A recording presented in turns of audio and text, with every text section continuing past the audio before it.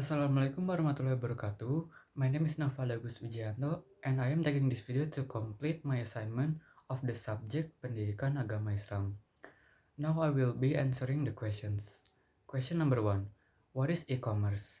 E-commerce or electronic commerce is a social reality activity that has subjectivity related to buying and selling where the seller and the buyer do not have to meet to make negotiations and transactions.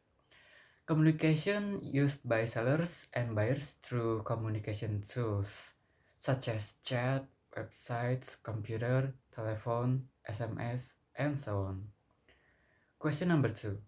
What is the Islamic ruling or hukum on online selling and buying? As what has been typed in the article, Islamic law itself generally permits online buying and selling as long as certain conditions are fulfilled. And those conditions are 1. Transparency. Transparency means the goods or services being sold must be clearly described to avoid deception. 2. Lawfulness. Lawfulness means the items traded must be halal under Islamic law. 3. Mutual consent. Both parties, buyer and seller, must agree willingly without coercion for the item that the buyer wants and seller wanted to sell. 4. Fulfillment of contract terms. The transaction must comply to the principles of Islamic contracts, including proper consent known as ijab and kabul. Online transactions itself are considered valid if they comply with these principles. However, if the process involves ambiguity or gharar, deception, or violates Islamic rules regarding lawful goods or proper contractual agreements, such transactions may be deemed invalid or haram. Last but not least, question number 3. What is dropshipping? Is it allowed in Islam? Explain it clearly. Dropshipping itself is a type of business model where the seller does not keep physical inventory. Instead, when a customer places an order for the item, the seller forwards the order details to a supplier or to the manufacturer, who then ships the product directly to the customer. The seller earns profit by charging the customer a price higher than what they pay to the supplier.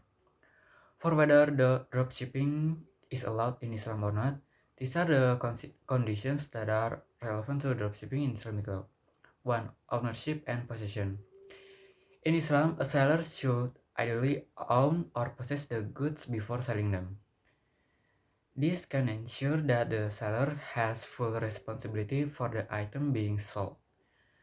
Dropshipping itself may conflict with this principle if the seller does not own or possess the goods at the time of the sale being made. 2. Transparency or avoidance of gharar. The transaction itself must be free from uncertainty or ambiguity or gharar. The buyer must clearly understand what they are purchasing, including product specifications and delivery terms. 3. Lawfulness of goods. The items being sold must be halal under Islamic law. 4. Agency contracts.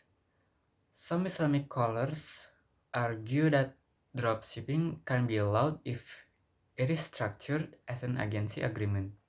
In this case, the seller acts as an intermediary or an agent for the supplier, ensuring all terms are transparent and agreed upon by all parties. So, based on these conditions, dropshipping can be allowed if the seller provides full disclosure about their role as a middleman or agent. The buyer is informed that the seller does not physically hold the goods but will arrange delivery from a third party. The transaction avoids deception or ambiguity regarding product quality, delivery timelines, or pricing. And the contract adheres to Sharia-compliant structures such as salam, known as advance payment for goods, delivered letter, or wakalah, or known as agency. If these conditions are not met, dropshipping may be deemed haram. And that's all of my answers for these questions. If I made any mistakes, I apologize. Wassalamualaikum warahmatullahi wabarakatuh.